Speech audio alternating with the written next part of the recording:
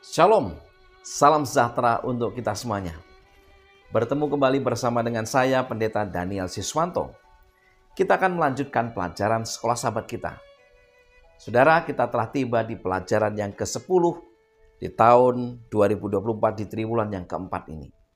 Satu pelajaran yang sangat menarik, yang sangat indah dengan judul Jalan Kebenaran dan Hidup. Namun sebelum kita akan mempelajari lebih lengkap, lebih dalam, mari kita tunduk kepala dan kita berdoa. Bapa di surga, biarlah Roh Kudus Tuhan mengurapi kami, memberikan kepada kami hikmat akal budi, sehingga setiap firman Tuhan yang akan kami pelajari, kami boleh mengerti, kami boleh pahami, dan itu akan menambah pengetahuan kami tentang kebenaran yang sejati. Terima kasih, di dalam nama Yesus kami berdoa. Amin. Jalan kebenaran dan hidup. Ayat inti terdapat di dalam Yohanes 1 ayat yang ke-18. Tidak seorang pun yang pernah melihat Allah, tetapi anak tunggal Allah yang ada di pangkuan Bapa, dialah yang menyatakannya. Saudara, Injil Yohanes terbagi dalam 4 bagian. Yang pertama, bagian pendahuluan, Yohanes 1 ayat 1 sampai dengan 18. Berikutnya bagian mujizat-mujizat, Yohanes 1 ayat 19 sampai dengan Yohanes 12 ayat yang ke-50. Bagian yang ketiga adalah bagian yang berbicara tentang kemuliaan, Yohanes 13 ayat 1 sampai dengan Yohanes pasal 20 ayat 31. Dan bagian penutup, Yohanes pasal 21 ayat 1 sampai dengan 25. Pelajaran pekan ini akan dimulai dengan tujuan dari khotbah perpisahan dan dimulai dengan peristiwa penting, yaitu pembasuhan kaki murid-murid Yesus. Kemudian akan beralih ke pernyataan akulah dalam pasal 14, akulah jalan kebenaran dan hidup. Bagaimana pelajaran ini selengkapnya? Mari kita ikuti. Di pelajaran hari Minggu dengan judul Aku telah memberikan teladan bagimu. Saudara, di bagian dunia pada zaman Yesus, orang-orang memakai sandal atau bertelanjang kaki. Kaki mereka akan berdebu dan kotor. Sudah menjadi kebiasaan bagi seorang hamba atau budak untuk membasuh kaki orang-orang yang datang untuk makan.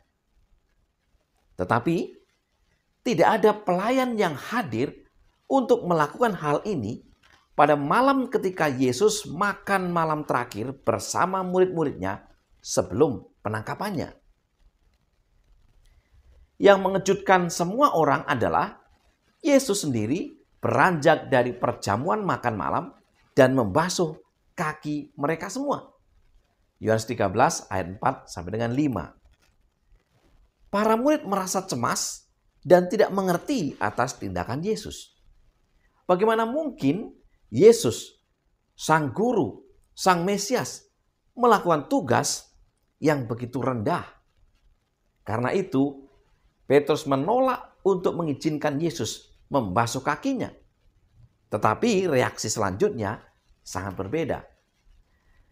Yohanes 13 ayat 8 sampai dengan 9. Kata Petrus kepadanya, "Engkau tidak akan membasuh kakiku sampai selama-lamanya." Jawab Yesus, "Jikalau aku tidak membasuh engkau, engkau tidak mendapat bagian dalam aku." Kata Simon Petrus kepadanya, "Tuhan, jangan hanya kakiku saja, tetapi juga tangan dan kepalaku." Sikap Petrus menunjukkan keinginannya untuk selalu terhubung dengan Yesus. Yohanes 13 ayat 13 sampai dengan 14. "Kamu menyebut aku guru dan Tuhan, dan katamu itu tepat, sebab memang akulah guru dan Tuhan. Jadi, jikalau aku membasuh kakimu, aku yang adalah Tuhan dan gurumu, maka kamu pun wajib saling membasuh kakimu." Saudara-saudara yang dikasihi Tuhan, sebutan Yesus sebagai guru dan Tuhan menunjukkan tentang otoritas dan kuasa. Dan di sini Yesus mengajarkan bahwa kuasa dan otoritas harus digunakan untuk melayani, bukan untuk membanggakan diri. Upacara pembasuhan kaki adalah teladan dari Yesus yang mengajarkan kerendahan hati. Di pelajaran hari Senin dengan judul Aku Pasti Akan Datang Kembali. Pada akhir Yohanes pasal 13, Yesus mengatakan bahwa ia akan pergi. Yohanes 13 ayat 33. Namun, para murid tidak mengerti bahwa Yesus sedang berbicara tentang kematian, kebangkitan, dan kenaikannya. Karena itu mereka bingung dengan pernyataan Yesus. Bahkan Petrus bertanya, "Tuhan, kemanakah engkau akan pergi?" Yohanes 13 ayat yang ke-36. Yohanes pasal 14 ayat 1 sampai dengan 3 merupakan jawaban terhadap kegelisahan dan ketakutan para murid terhadap pernyataan Yesus. Ketika Yesus berbicara tentang di rumah Bapa banyak tempat tinggal dan ia pergi untuk menyediakan tempat bagi mereka, Yesus menghibur mereka dengan janji yang pasti. Dan dengan pernyataan Yesus ini, Yesus sedang melihat ke waktu di mana seluruh tragedi dosa ini selesai untuk selamanya. Yohanes 14 ayat yang ketiga. Dan apabila aku telah pergi ke situ dan telah menyediakan tempat bagimu, aku akan datang kembali dan membawa kamu ke tempatku, supaya di tempat di mana aku berada, kamu pun berada. Pertanyaannya adalah, apa yang menjadi dasar keyakinan akan janji tersebut? Yang pertama, penggenapan nubuat kitab suci. Yang kedua, penggunaan bentuk waktu sekarang dalam bahasa Yunani yang disebut dengan peristiwa yang akan datang, yang ditulis dalam waktu sekarang atau futuristic present. Ini adalah peristiwa di masa depan yang dibicarakan dengan sangat pasti, sehingga digambarkan seolah-olah sudah terjadi. Dengan demikian, cukup adil untuk menerjemahkan frase ini dengan aku pasti akan datang kembali. Yang ketiga, pengharapan ini juga dan lebih pasti lagi didasarkan pada keyakinan kita kepada Yesus yang telah membuat janji itu, yaitu Yesus Kristus sendiri. Di pelajaran hari Selasa dengan judul Akulah Jalan Kebenaran dan Hidup. Yohanes 14 ayat yang ke-6. Kata Yesus kepadanya, Akulah jalan dan kebenaran dan hidup. Tidak ada seorang pun yang datang kepada Bapa kalau tidak melalui aku. Saudara, Yesus adalah satu-satunya jalan kepada Allah. Karena ia adalah satu-satunya yang benar dan bisa menanggung segala dosa kita. Dia adalah satu-satunya yang dapat menggantikan kematian kita dengan kehidupan kekal. Yesus adalah satu-satunya yang dapat memberi kita kebenaran dan hidup karena dia memiliki keduanya. Yesus Kristus adalah penghubung kepada Bapa. Dia yang menjelaskan atau menafsirkan Bapa kepada dunia yang telah jatuh ke dalam dosa. Oleh karena itu, dia adalah jalan kepada Bapa. Tanpa dia, pemahaman kita akan terbatas. Yohanes 1 ayat yang ke-18. Yesus menegur kurangnya pemahaman Filipus ketika bertanya, Tuhan, tunjukkanlah Bapa itu kepada kami. Itu sudah cukup bagi kami. Yohanes 14 ayat 8. Mengapa ini terjadi? Sebab Filipus sendiri telah sekian lama bersama dengan Yesus. Kata Yesus, barang siapa telah melihat aku, ia telah melihat Bapa. Yohanes 14 ayat 9. Jelaslah bahwa Yesus adalah jalan menuju Allah. Tanpa dia, jalan itu menjadi gelap dan tidak pasti. Dia adalah terang yang menerangi jalan menuju Allah. Betapa menghibur dan meyakinkan bahwa di dalam Yesus kita dapat mendekat kepada Bapa tanpa rasa takut atau gentar. Bapa akan memperlakukan kita dengan rahmat dan belas kasihannya. Untuk itu, kita tidak memiliki alasan menolak datang dengan berani ke hadapan tahta Allah untuk menerima belas kasihan dan pengampunannya. Di pelajaran hari Rabu dengan judul Akulah Kebenaran. Dalam Injil Yohanes, kebenaran dihubungkan kepada Yesus, Bapa, dan Roh Kudus.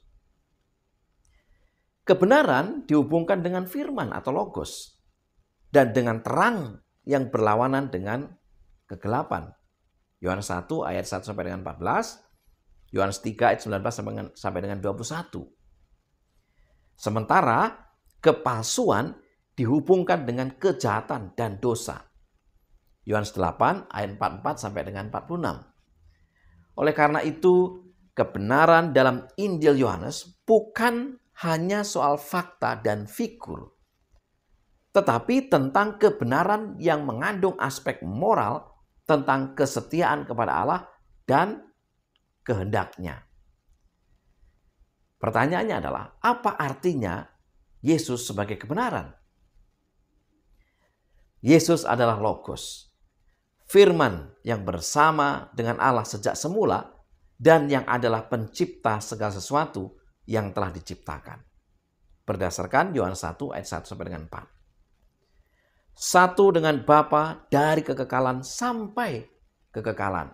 Yesus memiliki karakteristik Bapa dan dengan demikian juga adalah aku. Tidak heran Yesus mengatakan aku dan Bapa adalah sama.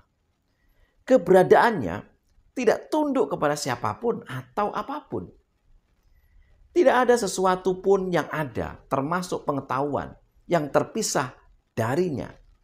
Dan segala sesuatu yang ada, yang diciptakan hanya oleh Yesus dan hanya ada di dalam Dia.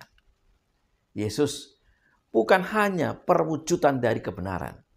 Dia adalah kebenaran. Kebenaran bukanlah sebuah konsep atau rancangan.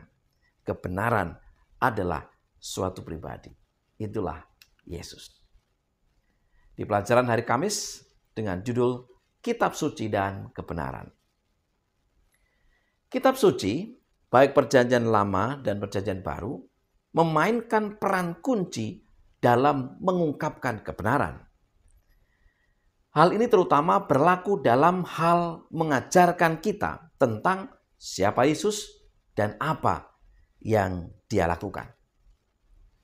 Yesus dan murid-muridnya berulang kali merujuk kepada kitab suci untuk membuktikan Dia sebagai Mesias. Contohnya, Yohanes 5 ayat 46 sampai dengan 47. Sebab jikalau kamu percaya kepada Musa, tentu kamu akan percaya juga kepadaku. Sebab ia telah menulis tentang aku. Tetapi jikalau kamu tidak percaya akan apa yang ditulisnya, bagaimanakah kamu akan percaya akan apa yang kukatakan? Dalam khotbahnya pada hari Pentakosta, Petrus berkata, "Hai saudara-saudara, haruslah genap nas kitab suci yang disampaikan Roh Kudus dengan perantaraan Daud." Kisah Para Rasul 1 ayat yang ke-16. Saudara, kitab suci bukanlah buku pelajaran tentang ilmu pengetahuan. Kitab suci tidak menjelaskan bagaimana cara membelah atom atau melakukan operasi otak. Namun kitab suci melakukan sesuatu yang jauh lebih penting. Kitab suci memberikan konteks yang membuat alam semesta kita memiliki makna. Kitab suci adalah kunci yang membuka pintu, cahaya yang memungkinkan kita untuk melihat. Tanpa kitab suci, kita akan berada dalam kegelapan tentang keberadaan Tuhan, peran Tuhan di alam semesta, asal-usul kita sendiri, makna kehidupan, dan bahkan tentang masa depan. Itulah peran kitab suci dalam kebenaran. Sebagai kesimpulan pelajaran sekolah sahabat kita. Yang pertama, upacara pembasuhan kaki adalah teladan dari Yesus yang mengajarkan kerendahan hati. Yang kedua, pengharapan Yesus pasti datang kembali didasarkan pada keyakinan kita kepada Dia yang telah membuat janji itu, yaitu Yesus Kristus sendiri. Yang ketiga, Yesus adalah jalan menuju Allah, dan tanpa Dia, jalan itu menjadi gelap dan tidak pasti. Karena Dia adalah terang yang menerangi jalan menuju Allah. Yang keempat, Yesus adalah kebenaran. Dan kebenaran itu bukanlah sebuah konsep atau rancangan, tetapi adalah suatu pribadi. Yang kelima, kitab suci adalah kunci yang membuka pintu, cahaya yang memungkinkan kita melihat keberadaan Tuhan, peran Tuhan di alam semesta, asal-usul kita sendiri, makna kehidupan, dan bahkan masa depan. Saudara-saudara yang kasih Tuhan, itulah pelajaran Sekolah Sahabat pekan ke-10 yang bisa saya bagikan. Semoga menjadi berkat bagi kita. Mari kita tunduk kepala dan berdoa. Bapa di surga, mengucap syukur untuk satu pelajaran yang sangat penting, yang mengungkap bahwa Yesus adalah jalan, kebenaran, dan hidup. Biarlah melalui bukti-bukti, melalui firman Tuhan, kitab suci, kami boleh semakin mengenal Tuhan, Sang Pencipta dan juga Penebus kami. Berkati pemirsa dimanapun mereka berada. Dalam nama Yesus kami berdoa. Amin. Saudara-saudara yang dikasihi Tuhan, biarlah kita terus mempelajari firman Tuhan melalui pelajaran Sekolah Sahabat kita. Kita akan bertemu di pelajaran berikutnya di pekan depan. Selamat belajar, selamat sahabat, dan Tuhan memberkati kita.